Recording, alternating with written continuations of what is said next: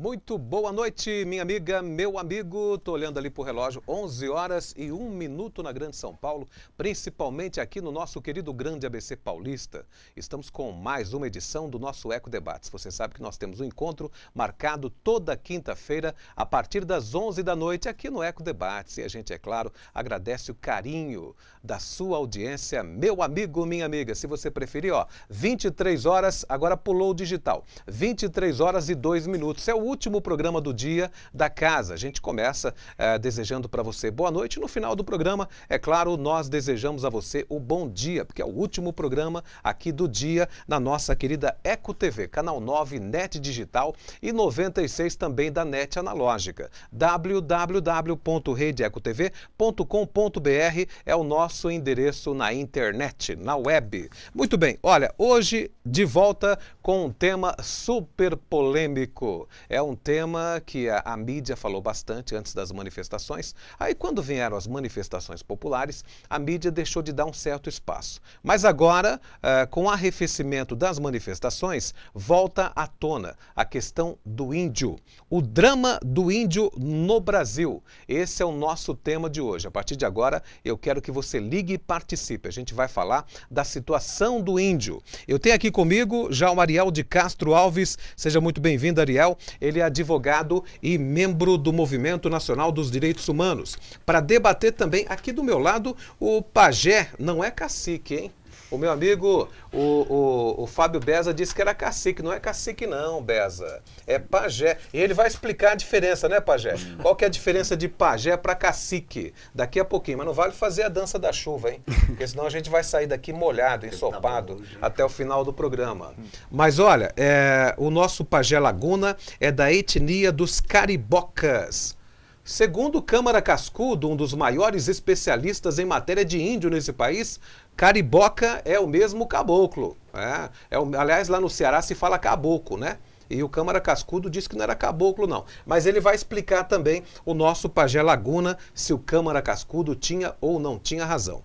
Comigo também o nosso amigo José Silva, historiador e professor de filosofia. É a nossa pleiade de convidados sensacional. A gente vai conferir com o Elton Orsi, Eric Vermelho, que se faz presente ali também. Vamos conferir um VT que o nosso amigo Fábio Beza preparou para esse tema, esse programa importante, que é o drama do índio no Brasil. Vamos ver.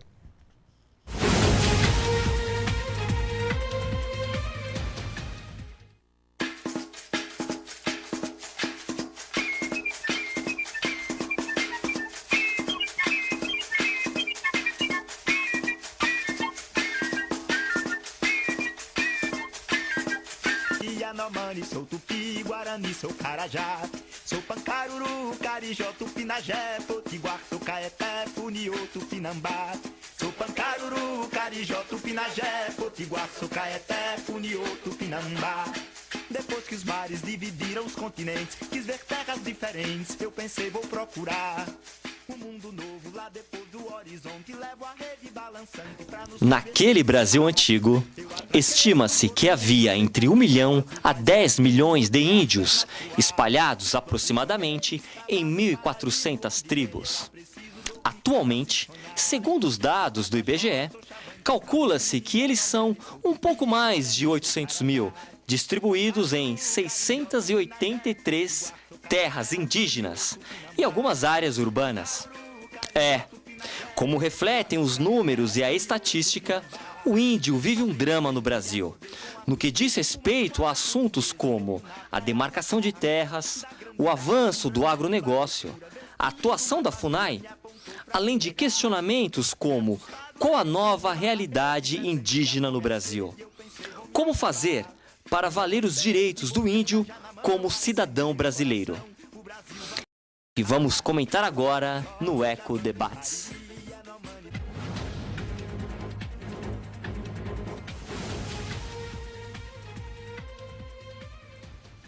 Muito bem, tá aí o vídeo muito bem aprontado, né? Aprontou bem, né? Como se dizia antigamente. Muito bem produzido pelo Fábio Beza, nosso jornalista, editor-chefe aqui da casa também, sobre o índio. Eu quero registrar a presença aqui do Gerson Goulart, se faz presente acompanhando no estúdio. Ele é secretário de Política Comunitária da nossa querida cidade de Ribeirão Pires. E nós temos também a Solange de Souza, geógrafa, que acompanha o grupo, acompanha o Pajé, e também o Tiago, que é assessor de imprensa. Eu vou começar logo com o índio. Nós temos um representante aqui ilustre dos nossos bugres. Esse cariboca, por que é cariboca, Pajé? Seja muito bem-vindo. Obrigado e boa noite para todos. O cariboca, às vezes, é muito confuso também, como você acabou de dizer, caboclo. Uhum. O cariboca, para nós, é o negro escravo que casou com o índio. Então, o resultado da união, o filho, se chama índios cariboca. Ah, então vocês são índios miscigenados. Miscigenados. Vocês teriam uma ligação, por exemplo, com os quilombos, os quilombolas? Com os quilombos, só que o nosso caso é calunga. Uhum. É os calungas que são africanos. Certo. Foi quando veio o transporte dos africanos, né, para plantar cana, café no Brasil. E não houve um entendimento entre os donos das fazendas, e eles fugiram. E no refúgio dos índios, se acabaram se encontrando também com os escravos refugiados e lá houve a união. Então, o escravo que fugiu, a exemplo do escravo quilombola, ele encontra o índio lá no meio da floresta e aí começam a se dar em casamento, é isso? Em casamento, o resultado das crianças que nascem se chama cariboca. Cariboca. É. Mas tem alguma relação com a palavra caboclo? Tem. Caboclo tem? Tem. É basicamente a mesma coisa? Tem, porque o homem, ele sempre traduz que aquele ser humano do campo, que é o caboclo, né? E por isso que há a diferença do caboclo que trabalha no sertão, na roça, do caboclo indígena, que leva para o bugle, né? Já leva para dentro de outra já etnia. Então, por isso que a gente fala que não é o mesmo caboclo que trabalha no sertão dia a dia na lavoura. Muito bem. Eu estou aqui também com mais 2 entrevistados, 2 convidados, 2 debatedores, de prima também, que é o meu querido, o professor Zé Silva, lá da cidade de Mauá, nossa querida cidade de Mauá, e também o Ariel de Castro, eminente jurista aqui da região do Grande ABC. Eu quero ouvir o Zé. Ô Zé, você acha que o índio está sendo valorizado e o que precisava fazer para melhorar a vida dos nossos irmãos indígenas? Valorizado, nem se você pegar a história, desde a chegada dos europeus no Brasil, você percebe que começou o massacre e nunca foi valorizado. Hoje não está sendo valorizado. Com todo o trabalho que a FUNAI faz lá, e como eu já estava contando agora há pouco, para mim, quer dizer, o índio ele sai, né, de lá, vai para as capitais, ele já não é considerado mais, né? Mais indígena. Mais indígena, né? E a gente vê os constantes conflitos que há nas terras indígenas, pelos fazendeiros, pelos grileiros de terra, que grila a terra dos índios. Na escola, conversava há pouco, não se fala da Semana do Índio. Nas escolas se reproduz muito pouco a cultura indígena, né? É quase zero. E você deve ao que isso aí? É falta de política governamental de fazer essa valorização do indígena? Com certeza, falta de política governamental em todas as áreas. Aí podia envolver toda a sociedade, igrejas, entidades também que pouco valorizam. Lógico, tem que ter uma política séria. E não existe essa política séria, né? É nesse sentido. Ariel, como é que você vê essa questão do índio no Brasil? Seja muito bem-vindo. E parabéns, é a primeira vez que você também participa. Obrigado pelo convite, né? Cumprimento a você, Tony, o Pajé Laguna, o José Silva. É um prazer participar aqui do Eco Debate num tema tão importante, né? Na verdade, até aprendi muito sobre esse assunto com o professor Dalmo de Abreu Dalari, um grande jurista, que inclusive contribuiu nos aspectos da própria Constituição de 88, que tratam da questão indígena. Sim. Então, inclusive, a Constituição prevê, lá no artigo 67 do Ato das Disposições Transitórias, que a demarcação deveria ocorrer 5 anos após a promulgação da Constituição. O que não seria aconteceu. o ano de 93. Hoje nós estamos em 20 anos depois. em 2013, discutindo a demarcação das terras indígenas, né, diante de tantos conflitos, em razão, inclusive, da falta de demarcação, como o que ocorreu em Sidrolândia, recentemente em maio, que morreu o índio Osiel. Você fala no caso E que- do Mato Grosso do Sul. Exatamente, no Mato Grosso do Sul, até eu estive recentemente no Mato Grosso do Sul, em Três Lagoas, e lá é um estado que tem uma população indígena muito grande. Então nós tivemos essa morte naquele conflito envolvendo a Polícia Federal, envolvendo a Polícia Militar, envolvendo os interesses do agronegócio. Inclusive, esses interesses do agronegócio é que tentam hoje acabar com a FUNAI, né? Desvalorizar, desqualificar a FUNAI, inclusive querer passar a competência pela demarcação, saindo do Poder Executivo e da Fundação Nacional do Índio para o Congresso Nacional. Sim. O que o próprio professor Dalmo Dallari, em artigo recente, no jornal Folha de São Paulo, diz que é completamente inconstitucional. Não cabe a um órgão legislativo, que tem que legislar e fiscalizar, promover atos de demarcação, que são Agora, funções administrativas. O Ariel, quero aproveitar aqui o seu enorme saber jurídico justamente sobre essa questão. Eu tive pesquisando, eu fiz uma pesquisa na internet, vou revelar para vocês. Aliás, eu quero a sua participação, meu amigo, minha amiga, é importante, hein? 2379-4733 é o telefone que você liga e participa. Hoje estamos falando da questão dos índios, dos nossos índios no Brasil, o drama dos índios. É importante que você ligue e participe. Olha, eu fiz uma pesquisa na internet e peguei aqui alguns artigos da Constituição, bem rapidinho, vou tirar a dúvida com o Ariel, que ele é advogado também, porque eu tenho aqui, por exemplo, no capítulo 8, artigo 231, eu tenho no segundo parágrafo, olha que interessante, as terras tradicionalmente ocupadas pelos índios, isso é a Constituição, destinam-se à sua posse permanente, cabendo-lhes o usufruto exclusivo das riquezas do solo, dos rios e dos lagos nelas existentes. Aí, Ariel, é no capítulo 14, sobre as populações indígenas. Aí é que eu acho que tem uma incoerência, você pode nos explicar. Artigo 49. É da competência exclusiva do Congresso Nacional autorizar em terras indígenas a exploração e o aproveitamento de recursos hídricos e a pesquisa e lavra de riquezas minerais. Ora, a meu ver, me parece que são dois artigos conflitantes, porque o primeiro diz que é de posse permanente a terra do índio, cabendo ao índio o usufruto exclusivo das riquezas, do solo, dos rios, dos lagos e tudo que tem lá. Aí o outro artigo da mesma Constituição, aprovado em 88, Ariel, ele vem dizer que é de competência do Congresso Nacional autorizar. Não é uma coisa assim, se você quiser dar uma olhada, claro. não é uma coisa assim meio incoerente, não há um choque aí, Ariel? Isso mostra os vários interesses dentro do Congresso Nacional. Ao mesmo tempo que os interesses de apoio à questão indígena e também das populações tradicionais, que nós temos os remanescentes de quilombos, que também vivem a mesma situação da população indígena, a falta de demarcação das áreas. Ao mesmo tempo que se concedeu o direito, né, a garantia, nós tivemos, por outro lado, outras disposições restringindo dentro da mesma esses Constituição. direitos. E mais grave ficaria se a demarcação saísse da competência do Poder Executivo, que é a proposta de emenda constitucional 215, hoje tramitando no Congresso.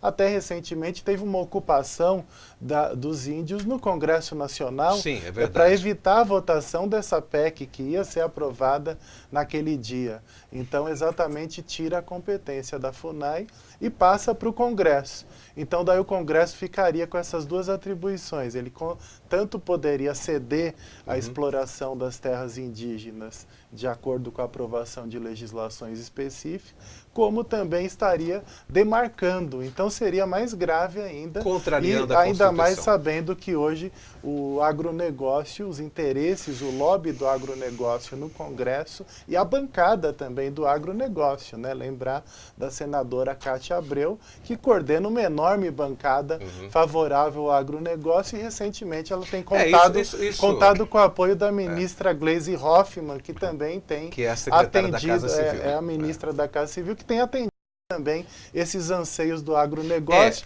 em razão das relações políticas que ela tem no Paraná. Eu acho interessante isso que o Ariel levantou. Eu comentava agora há pouco com o secretário aqui, que é interessante, a senadora Cátia Abreu, que é senadora da República, ela representa, na verdade, a bancada dos ruralistas.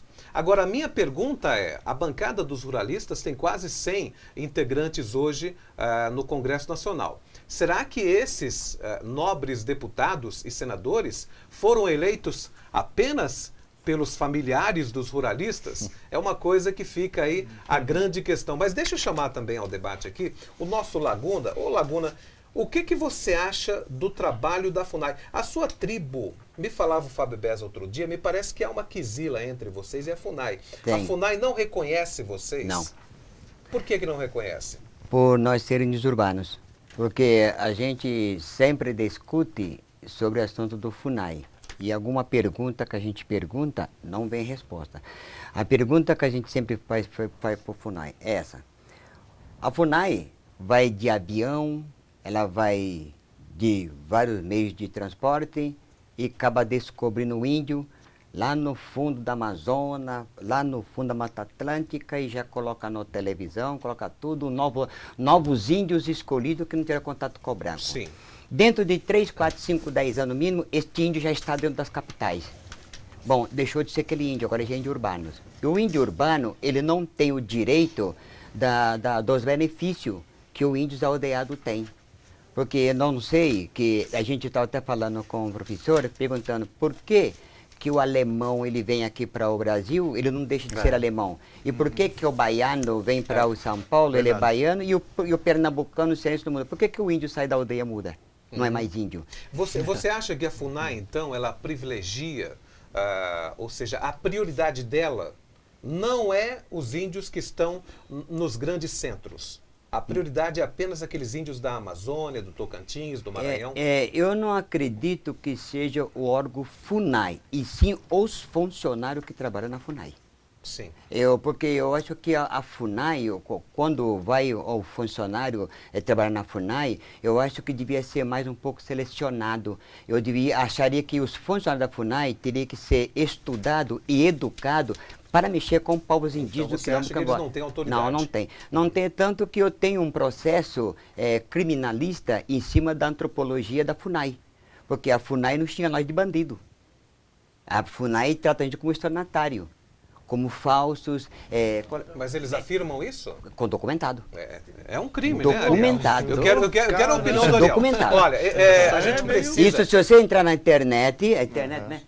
Se você entrar na internet, você procura lá Ministério Público. Ministério Público.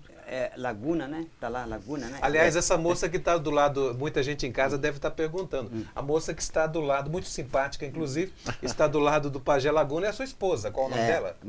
Potiguara. Potiguara. A gente vai voltar nesse tema. Nós precisamos ir para o intervalo comercial. O Beza já acenou de lá. Eu quero deixar uma pergunta elencada para os nossos convidados. Olha, eu estou aqui com o depoimento de Eduardo Viveiros de Castro, hein? Deve ser seu parente. Um dos maiores especialistas em matéria de índios do Brasil. Aliás, o Eduardo de Castro, ele conviveu com Claude Lévi-Strauss, que foi um grande filósofo, um dos maiores de todos os tempos. O Eduardo de Castro, ele dizia o seguinte, que eu quero ouvir a opinião, sua opinião, 2379-4733, e na volta a gente vai realizar essa pergunta e ouvir a opinião dos entrevistados. Ele dizia o seguinte, que todo mundo é índio, exceto quem não é. E aí ele dizia, permitam-me incorrer nesse exagero heurístico, né? Que heurístico é aquela questão de descobrir e achar, né?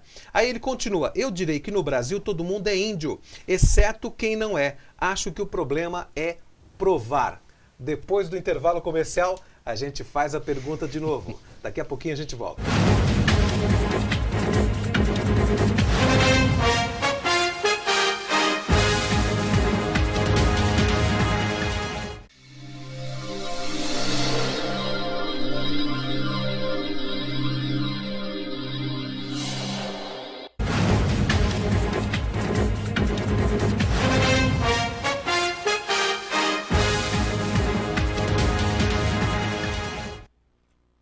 Ok, Ok, minha amiga, meu amigo, 11 horas e 23 minutos na Grande São Paulo, Grande ABC Paulista. É o Eco Debates há mais de um ano no ar, é claro, graças ao carinho da sua audiência. Hoje o nosso tema é um tema sempre, como você sabe, bem polêmico. É o tema sobre a questão do índio no Brasil. Está comigo aqui o Não é Cacique.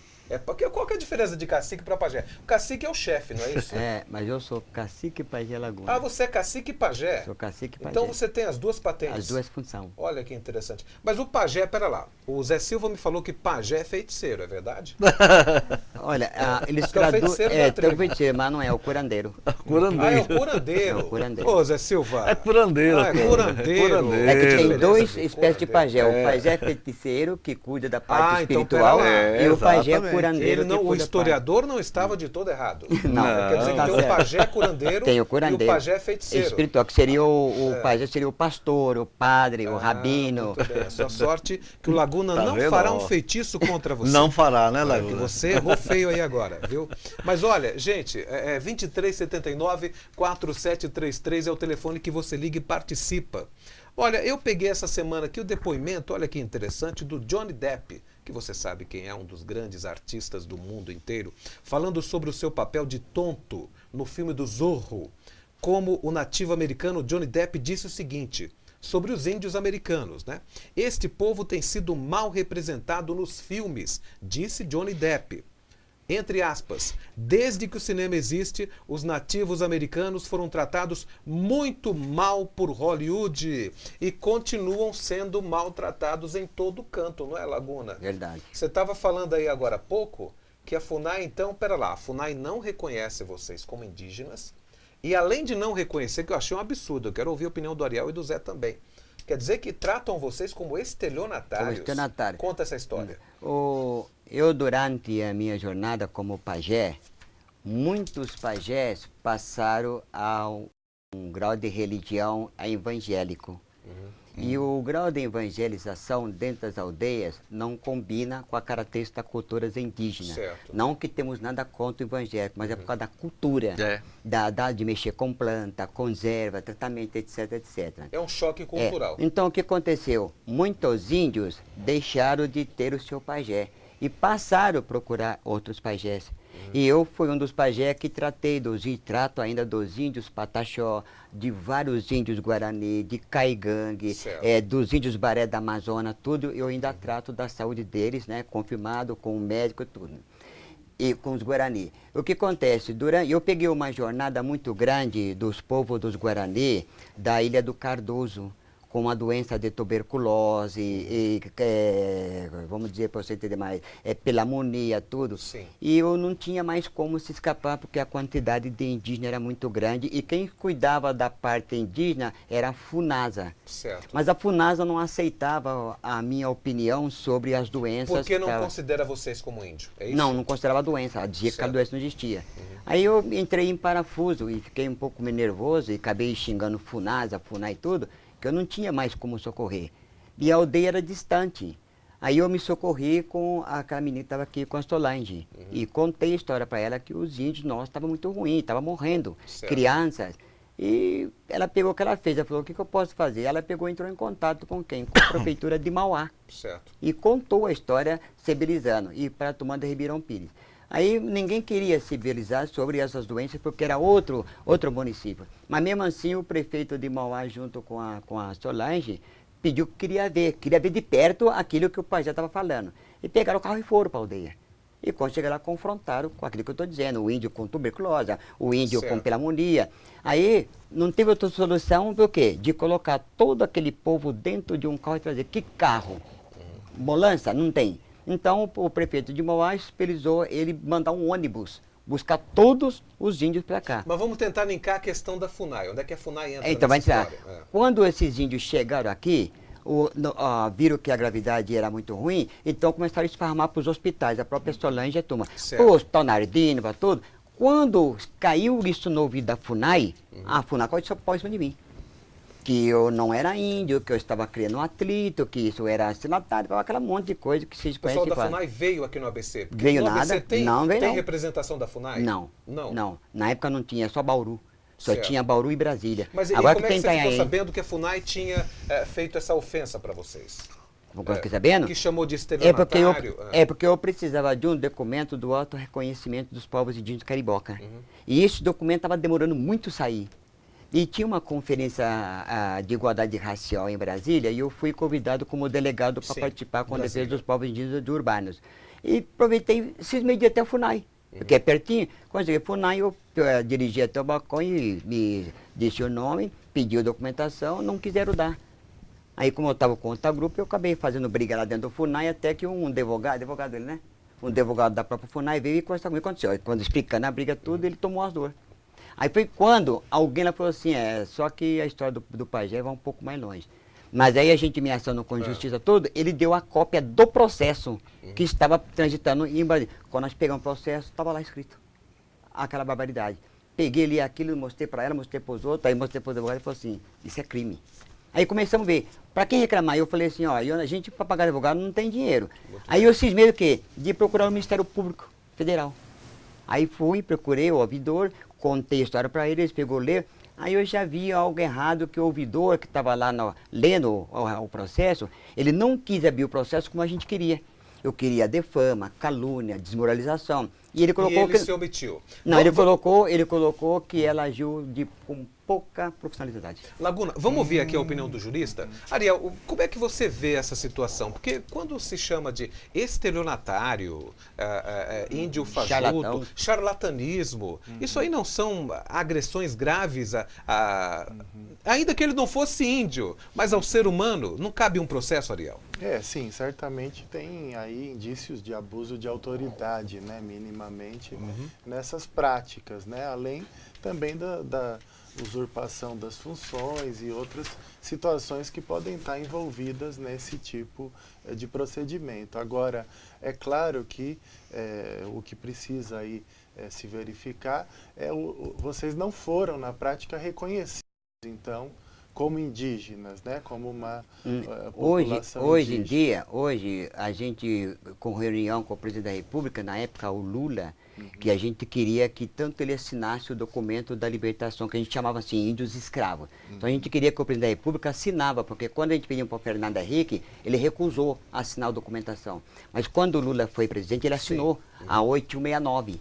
Que a 869 dava direito do seu auto-reconhecimento dos seus povos indígenas. Então foi assinada a 869. Durante que ela recusou o reconhecimento, ela já não precisava mais reconhecer, porque o presidente da República, na época da 8 de Genebra, da 869, ele assinou o decreto do auto-reconhecimento. Então todos os índios urbanos já tinham direito do seu auto-reconhecimento. Então isso aí foi uma convenção realizada em Genebra, na Europa, e o Brasil é um dos signatários desse acordo. Do acordo. Então automaticamente, Ariel, não está reconhecido? Sim, se eles fazem, a partir do momento que o Brasil reconheceu e eles realizam esse auto-reconhecimento, cabe à FUNAI, então, reconhecê-los como...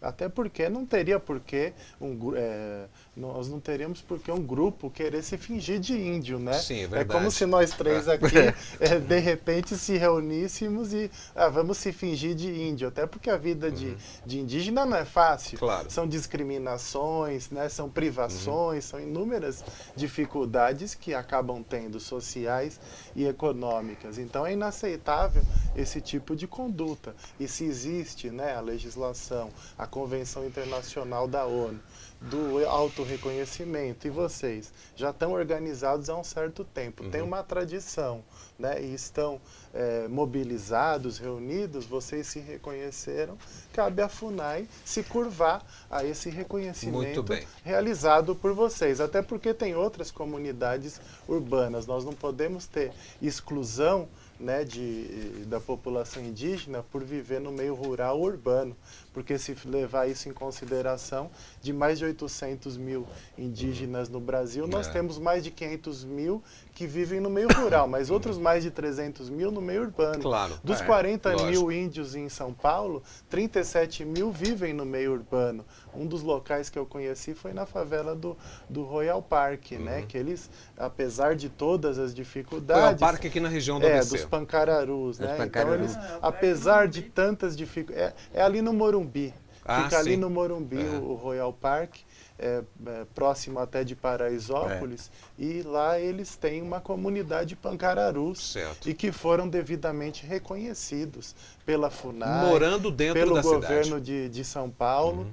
Então são várias situações no Brasil parecidas com essas. É, mesmo porque se você citar o caso da Austrália, os aborígenes da Austrália, eles vivem em grandes centros como Sydney e Exato, Canberra, e eles não deixam de ser, gente, por isso aborígenes, né? Mas olha, eu tô aqui 2379-4733 com algumas ligações que eu vou passar para os nossos participantes. Eu tô com o Nelson de Santo André, um grande abraço, Nelson, obrigado pela sua ligação.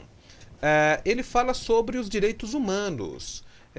Ele fala que eu acho que ele está tentando linkar, né, Beza? A questão, ele fala dos direitos humanos, que é só para bandido. E, de uma certa maneira, o Nelson tem razão. O bandido tem mais direito humano. Ô Zé Silva, o bandido tem mais direito humano nesse país do que o índio? Olha aí a situação. Olha, a julgar pelos últimos acontecimentos, parece que sim, né? Aí é uma reclamação meio que generalizada de quase toda a sociedade, que realmente, né?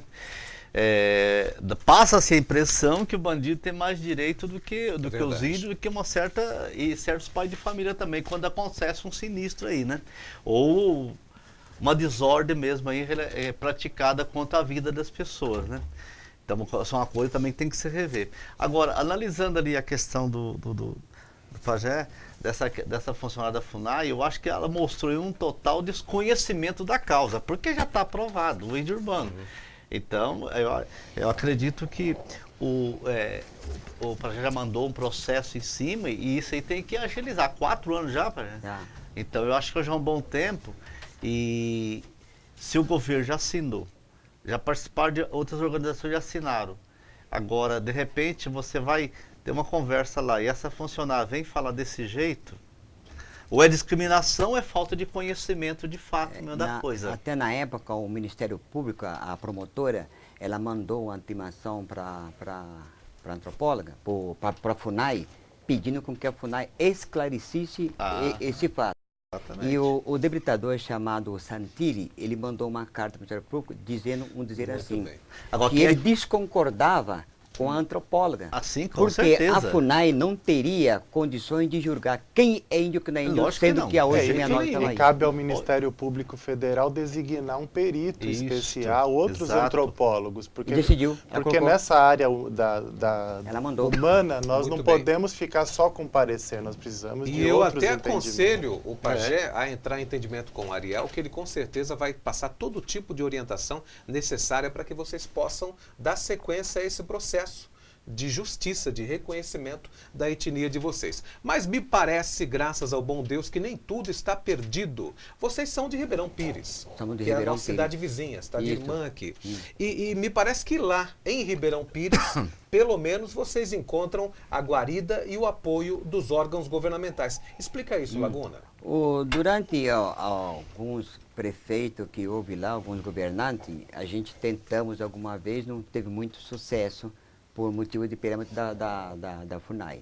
Certo. Aí, conversando com a menina, com a que estava aí, e mais o Gelo, o rapaz aí, e contei as histórias da gente, o tempo que a gente ficava em Ribeirão Pires. Você fala para a atual administração Da municipal de administração, Ribeirão. que é do Sauro Benevides Certo. agora. E cheguei até o Sauro, e contei a história para o Sauro. Ao prefeito O Sauro. prefeito atual. E ele gostou da conversa, pediu, aí encaminhou ele para que ele tomasse providências Certo. sobre tudo que se referia à parte indígena. E ele foi atrás da gente, procurando a área, então agora batalhando para nascer a primeira aldeia indígena Olha, que real legal. dentro Então, do pera INBC. lá, Maravilha. vamos render loas, vamos Opa, elogiar a administração municipal da cidade de Ribeirão Pires na pessoa do prefeito, né, do administrador Saulo Benevides, que está, então, dando apoio à causa de vocês. Dando. Que é uma coisa muito difícil, hein? É. Tem que realmente Dá um louvar pro céu, tem. aos céus, hein? Tem. Agradecer Essa- a Tupã, né, na linguagem Ia falar, indígena, adeus, né? Tupã. Porque Essa é uma colocação, não é, Ariel? uma questão importante, importante porque muitas vezes os municípios e os governos estaduais, eles acham que a questão do indígena é só uma questão federal, que só a FUNAI tem competência Muito sobre bem isso cercado. e só a FUNASA é que pode garantir o atendimento de saúde, que mais ninguém pode. E na verdade eles são pessoas humanas e se eles são munícipes, cidadãos de determinadas regiões ou mesmo municípios, é lá que eles têm que ser reconhecidos e devidamente atendidos. Nós já tivemos também outras experiências, por mais que se critique em muitas situações a ex-prefeita Marta Suplicy, em São Paulo, ela também implantou várias escolas nas aldeias indígenas, escolas específicas até com a língua tupi-guarani, e naquelas aldeias ali da região de Parelheiros, que faz divisa com São Bernardo, também incentivou o artesanato indígena, a comercialização desse artesanato. Então, existem alguns exemplos muito específicos de prefeituras que tiveram projetos de apoio. Então, isso é importante da gente ressaltar. Ok, olha, 11h39 agora, a gente vai chamar um break comercial. Não esqueci da pergunta lá do nosso, aliás, a colocação, né? A colocação do nosso ilustre Eduardo Viveiro de Castro, que é antropólogo. Ele disse que todo mundo é índio, Zé Silva. Ô, Você maravilha. concorda com isso, Ariel de Castro? Sim, somos O índios. Ariel também já está se sentindo índio, quase um pancaruru. Só não vale fazer a dança da chuva aqui hoje. Aliás, em matéria de dança, o nosso Fábio Bez é especialista, viu? Ele de vez em quando faz a dança da chuva e dá certo, hein? Ele deve ter aprendido com o pajé. A gente volta daqui a pouquinho, depois do intervalo comercial.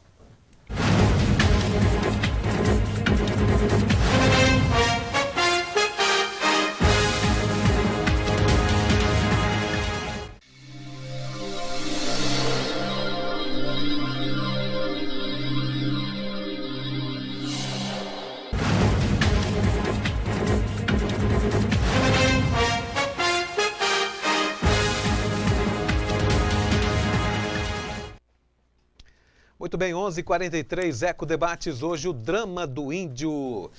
Ligue e participe, eu quero ouvir a sua opinião também, gente. Eu continuo aqui com o Cacique Laguna, o Ariel de Castro, e se faz presente também, e ele vai aproveitar para dar uma palhinha, que é o nosso querido secretário de Política Comunitária da cidade de Ribeirão Pires, é o Gerson Goulart. Mas deixa eu fazer essa pergunta aqui, o Zé continua ali, viu? O Zé Silva, ele continua ali, ele vai até o final do programa.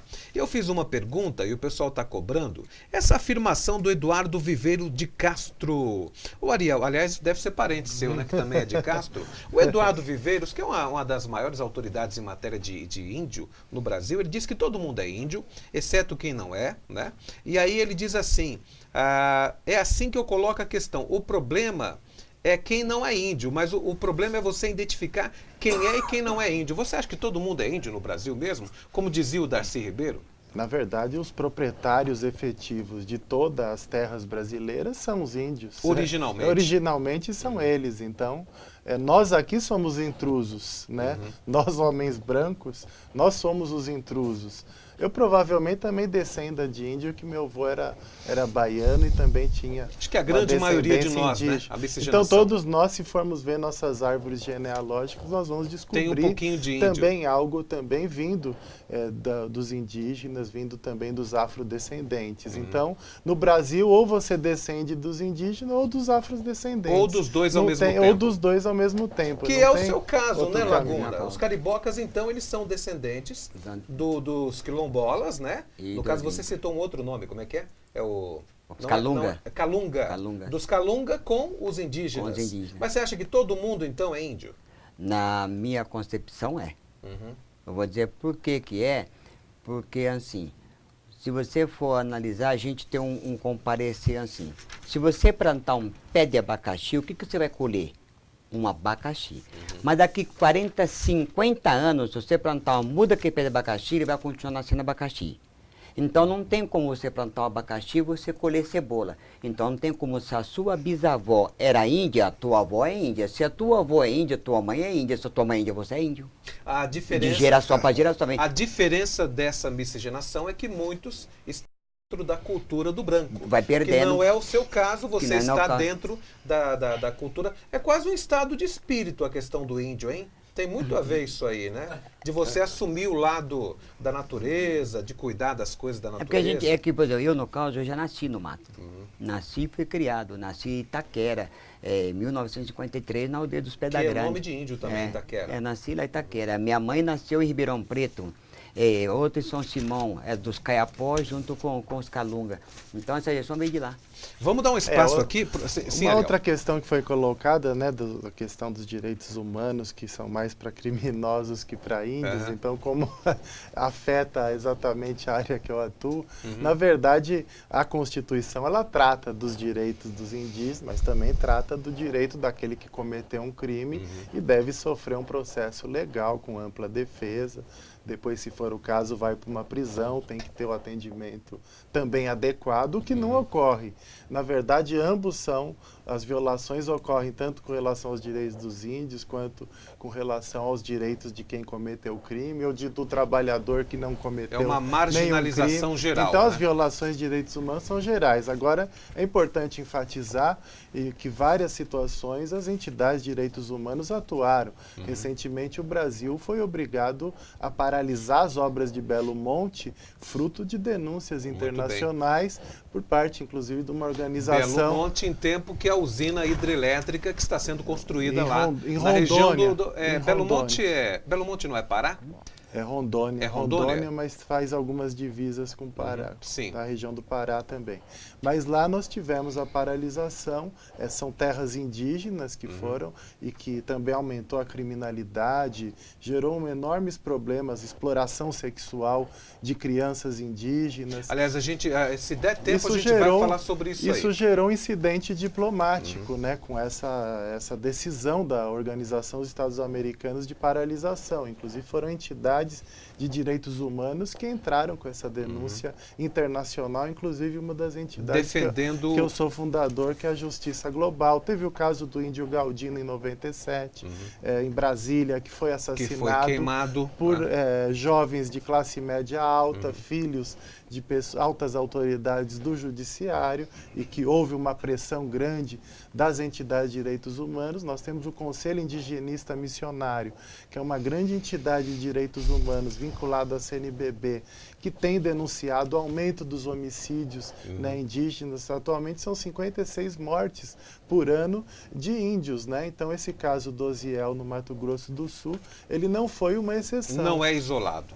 As crianças indígenas também. Eu já fui do Conselho Nacional da Criança e do Adolescente, e várias situações nós fomos em aldeias indígenas, inclusive no Mato Grosso do Sul também, tratar das mortes de crianças indígenas. Segundo o Conselho Indigenista Missionário, cada 100 crianças indígenas que nascem, 60 morrem. Então é uma mortalidade infantil absurda e extraordinária. Ele é muito complexo, porque inclusive hoje tem a questão do consumo de drogas por parte de índios, né, também, que é consumo de não só drogas ilícitas, como as drogas lícitas também, como a própria cachaça, que está vitimando uma série de nativos. Mas esse tema é muito polêmico. Eu quero aproveitar aqui, porque o Gerson Goulart, ele é secretário de Política Comunitária e ele é da cidade de Ribeirão Pires. E eu gostaria de aproveitar a presença dele, já seja muito bem-vindo você também, para você poder falar desse projeto, dessa iniciativa de vocês em relação aos indígenas que estão habitando a região de Ribeirão Pires. Me parece que vocês conseguiram lá criar um centro de referência do índio. Explica isso, Gerson. Muito bem-vindo. Bom, uma boa noite, Tony. Estou muito feliz de estar aqui, né, acompanhando o Pajé Laguna, para a gente estar falando sobre esse tema que é muito importante, né, para, acho que, toda a região do ABC e para o Brasil também, onde tem uma história bastante interessante. Que o Pajé Laguna, junto com a Solange, eles já têm um projeto há mais de 5 anos, né, Pajé? Mais de 5 que é do Centro de Referência Indígena no ABC. Já tentaram em várias cidades, mas não foi possível, tá? Eles foram procurar o prefeito Saulo e conversaram sobre o projeto com o prefeito Saulo Benevides. E o Saulo me chamou, ligou para mim e falou assim, chama o secretário Gerson para ele poder resolver esses assuntos para vocês. E deixou bem claro para mim assim, ó, falou assim, Gerson, dá um apoio para esse pessoal, que eles estão precisando, entendeu? E faça o que for preciso para que eles possam, né, criar esse referência aqui em Ribeirão, entendeu? E aí a Solange apresentou o projeto, né, para o prefeito, e aí nós começamos a trabalhar. Tá? Primeiro nós abrimos alguns espaços, porque o que a gente percebe? Nós percebemos que esses índios de Ribeirão Pires, ou maior parte da ABC, falta espaço, né? Para eles poderem estar trabalhando, para vender o seu artesanato, apresentar sua cultura. Não existe praticamente. Ou seja, há estruturação para eles até poder viver. Aí nós começamos a fazer esse trabalho. Fizemos lá na festa do Pilar, né, que é uma festa tradicional da cidade, né, abrimos um espaço para eles. Estamos abrindo um espaço para eles lá na praça, né? Lá nós temos na cidade uma praça muito bonita, né, onde se faz diversos eventos, tá? E aí nós estamos abrindo um espaço para eles e veio essa questão do centro de referência indígena, que vai ser uma referência aqui na região do Grande ABC, tá? O que seria o projeto? O projeto seria criar realmente, entendeu? Um centro de referência que seria tipo de uma aldeia, para que o Pajé Laguna, né, e seus índios possam estar frequentando. Até mesmo assim, por exemplo, né, a cidade de Ribeirão Pires é uma cidade turística. Então, a estância turística de Ribeirão Pires, tá? Então, o que acontece? Até mesmo para ajudá-los e também ajudar a cidade. Como nós somos uma cidade turística, tendo um centro de referência, além de ajudar, né, os índios do Pajé Laguna, vai criar um atrativo maior para a cidade a nível de turismo. Porque como é que vai funcionar isso? Além de você ter, tá, esse centro de referência, ele vai, vamos dizer assim, não auxiliar somente os índios, mas também auxiliar a educação na cidade, onde a gente vai fazer, né, com que esse projeto já está escrito, né, que vai ter visitação das escolas municipais, escolas estaduais, entendeu? Os turistas que vierem de outras cidades também para visitar o centro de referência. E até o que? Por exemplo, o que acontece em São Paulo, que eu acho que em São Paulo tem a Casa do Índio, que você deve conhecer muito bem, que muitas vezes o que acontece? O índio, ele não tem uma moradia fixa, né, normalmente. Então ele fica... Exatamente. Então ele passar por Ribeirão, ele saber que ele tem um ponto para ele possa ficar lá, almoçar, mas jantar, lá, tomar um banho, continuar e assim por diante. Espera aí, Gerson, você quer dizer que, na verdade, então, essa Casa do Índio, que vocês estão criando em conjunto com o Pajé, ela não vai atender apenas o indígena de Ribeirão Pires? Não. O indígena que tem em Mauá, em Santo André, em São Bernardo, em Suzano, em Mogi, todos os índios dessa região podem se socorrer nessa instituição, se estiverem em trânsito pela cidade. Certo. Estiverem em trânsito pela cidade, como acontece com a Casa do Índio em São Paulo. Entendeu? Mas assim, toda essa estrutura está sendo montada com um projeto que o Pajé Laguna e a Solange montou para a aldeia dos Caribocas. Entendeu?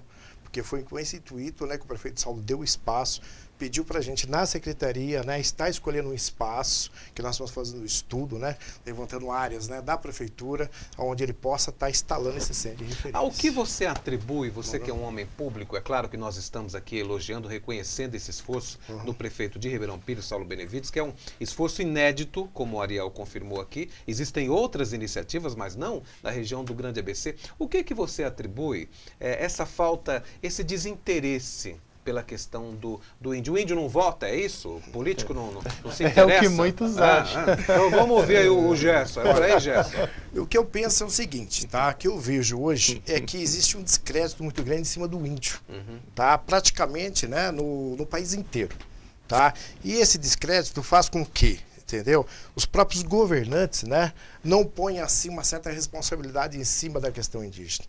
Então deixa o índio realmente de lado. O prefeito Saulo Benevides deixou bem claro, entendeu? Hoje, em Ribeirão Pires, tem catalogado pelo IBGE cerca de 182, né, indígenas registrados em Ribeirão Pires. É uma parcela que a gente pode dizer até que pequena. E são todos da tribo? Exatamente, Caribocas. Caribocas. Foi pro IBGE que fez. Foi o IBGE que fez. Os Caribocas. Entendeu? Mas eu digo, 182 são da tribo de vocês. Caribocas. Ah, sim. Exatamente. Entendeu? Então, se o IBGE reconheceu vocês, por que a FUNAI não reconhece? Não, mas Se o IBGE... é o verdadeiro samba, não do índio doido, mas do crioulo doido. Como Não, dizia esse também é antigamente. Pra você perceber, já começa por aí, ó. Esse descrédito que a própria FUNAI dá sobre eles. Não, mas aí nós começamos o programa Não, citando. imagina também se a prefeitura levasse em conta esses estudos que foram feitos aí, segundo eles, pela Mas nós de que são sabemos... estelionatários, falsidade... Aí vai ter jeito. Mas nós sabemos que tem muito mais pela região. Porque o que acontece? O que é Ribeirão Pires, tá? Entendeu? Ribeirão Pires foi uma cidade que ela foi criada, né? Entendeu? Para ser o quê? Um suporte para a ferrovia, tá? E para alguns comerciantes. E esse espaço sempre teve a passagem de ida e vinda de índios, tá? Que saía lá da Serra do Mar, ia até Mogi das Cruzes, ou ia até a Baixada e assim por diante. E eles se espalharam por toda a região. Isso é bastante interessante. Quando você fala nesse descrédito que o indígena tem hoje, é real, infelizmente é real. Entendeu? Né? Ver o Laguna, que está aí há tanto tempo, tentando conseguir, né? Vamos dizer assim. Ribeirão Pires de 80. Então, a sua origem, entendeu? Que até então não era dada. Tá? Ele me explicou a história dele, explicou para o prefeito Saulo também, nós ficamos assim, meu Deus, como é que pode ser um negócio desse?